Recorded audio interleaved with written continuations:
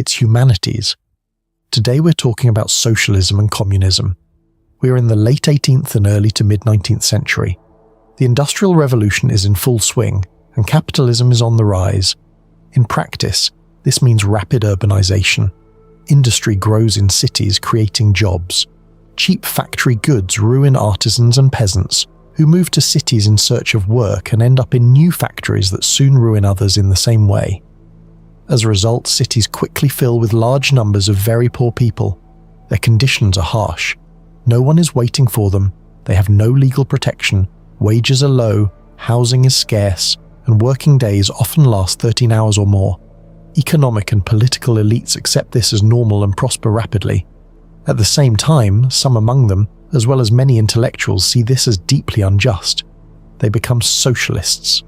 The first major figures in the socialist movement were Saint-Simon, Fourier, and Owen. They criticized the new capitalist reality, though they were not workers themselves. They stressed the importance of labor, argued that nobles and clergy live off others' work, and called for workers to unite in associations, work for themselves, and live in cooperative communities.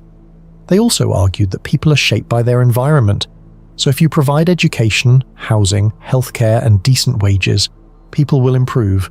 Socialism thus begins as a critique of capitalism, and only later as an opposition to ideologies that accept it. Early socialists did not always call for destroying capitalism, but for significant reform. Socialism proposes the following. 1. Collectivism. Social interests come before individual ones since people exist within the groups that shape them. Cooperation should replace competition. 2. Public ownership. Private ownership of the means of production is seen as the main source of injustice because it leads to exploitation, so it should be abolished or strictly limited. 3. Equality and justice, both political and economic. The state should intervene and redistribute resources from the rich to the poor. Extreme wealth and extreme poverty should not exist. 4. Human behavior depends on environment. Improve conditions and people improve. 5.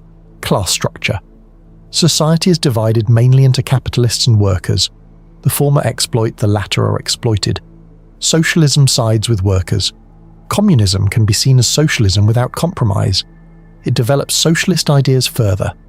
Communists emphasize class struggle, the full abolition of private property, the inevitability of a workers' revolution, and the creation of a classless society where the means of production are collectively owned, equality prevails, and people work according to ability and receive according to need.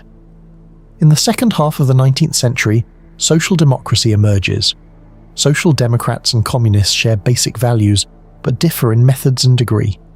Social democrats are more moderate, communists more radical. Each side often sees the other as either too extreme or too compromising.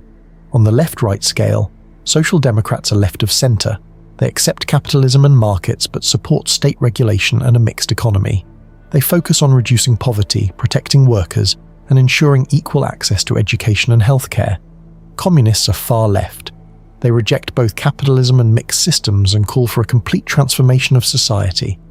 Criticism focuses both on theory and practice. First, in a market system, prices reflect supply and demand and serve as information about needs and values. If the state sets prices, it cannot gather all the necessary information, so decisions become inefficient and delayed. This leads to misallocation of resources. Second, inequality is seen by critics as a natural outcome of human behavior and social dynamics. Attempts to create full equality often lead to coercion and large-scale violence. Third, in the 20th century, communist regimes came to power in multiple countries. In many cases, this led to mass repression, censorship, one-party rule, labor camps, political terror, environmental damage, and economic hardship. And this is humanities.